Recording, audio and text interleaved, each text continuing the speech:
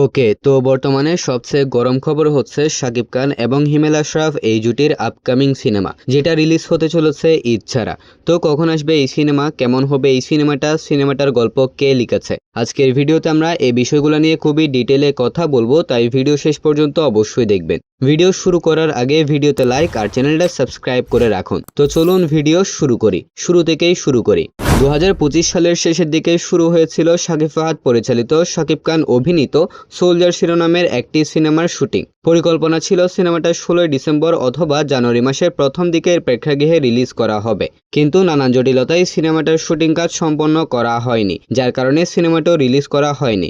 জানা গিয়েছে এখনো পর্যন্ত সিনেমাটার 20 থেকে 30% শুটিং কাজ বাকি রয়েছে, যা কখন সম্পন্ন করা হবে সেই ব্যাপারে কোনো অফিসিয়ালি আপডেট জানানো হচ্ছে না। তাছাড়া এই সিনেমা ঈদের বাইরে রিলিজ করার পরিকল্পনা থাকলেও বর্তমানে সিনেমাটা অ্যাকচুয়ালি কখন রিলিজ করা হবে সেই ব্যাপারে সিনেমার টিম একদম চুপ। অন্যদিকে অনেকদিন আগে থেকেই শোনা যাচ্ছিল প্রিয়তমা এবং রাজকুমার খ্যাত ডিরেক্টর হিমেল আশরাফ খুব তাড়াতাড়ি শাকিব খানের সাথে একটি নতুন সিনেমার মাধ্যমে ব্যাক করতে চলেছেন, কিন্তু সিনেমাটার গুঞ্জন বারবার সোশ্যাল মিডিয়ায় বেশি আসলেও সিনেমাটা কখন আসবে সেই ব্যাপারে কনফার্ম কোনো আপডেট সামনে আসছিল না। 2024 সালের পর থেকে শুনে আসছিলাম হয়তো 2025 সালে কোরবানির ঈদে এই জুটির সিনেমা আসবে, আর এতদিন শুনে আসছিলাম 2027 সালে কোরবানি কিংবা রোজার ঈদে এই জুটির সিনেমা আসবে। তবে বর্তমানে সবচেয়ে আলোচিত এবং চর্চিত নিউজ হচ্ছে কোনো ঈদ নয়, ঈদ ছাড়াই আসতে চলেছে হিমেল আশরাফ এবং শাকিব খান এই ব্লকবাস্টার জুটির আপকামিং সিনেমা। তো এটা প্রিয়তমা এবং রাজকুমারের মতন কোনো ফ্যামিলি ড্রামা সিনেমা হবে না।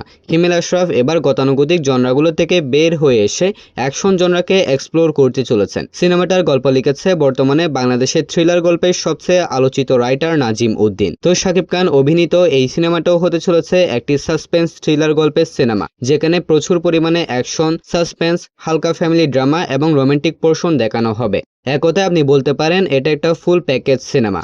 তো একটা সিনেমা পারফেক্ট হতে হলে অবশ্যই সেই সিনেমার অ্যাক্টর, ডিরেক্টর, রাইটার এবং প্রোডাকশন হাউসকে প্রফেশনাল এবং কোয়ালিটিফুল হতে হবে। সেই হিসেবে শাকিব খান সব দিক থেকে পারফেক্ট, এক কথায় তিনি আমাদের ঢালিউডের পারফেকশনিস্ট। অন্যদিকে ডিরেক্টর হিমেল আশরাফ, তিনি ইতিমধ্যে নিজের যোগ্যতার প্রমাণ দিয়েছেন, যেমন তার প্রথম সিনেমা প্রিয়তমা, এটা ছিল ইন্ডাস্ট্রি হিট। দ্বিতীয় সিনেমা রাজকুমার, এটা ছিল ব্লকবাস্টার। শুধু তাই নয়, তার ডিরেকশন, ভিজুয়াল এবং প্রেজেন্টেশন সবকিছুই কোয়ালিটিফুল, যা অডিয়েন্স সবসময় পছন্দ করে এসেছে। নেক্সট রয়েছে রাইটার নাজিম উদ্দিনকে। যারা চিনেন, যারা তার লিখিত বই, সিনেমা, সিরিজ দেখেছেন এবং পড়েছেন, তারা সবাই জানেন তিনি কোন লেভেলের গল্প লিখে থাকেন। তাই গল্পের দিক থেকে এই সিনেমা নিয়ে আমি ফুল কনফিডেন্ট যে এই সিনেমার গল্প আমাদেরকে সব দিক থেকে স্যাটিসফাই করবে। বাকি থাকলো প্রোডাকশন।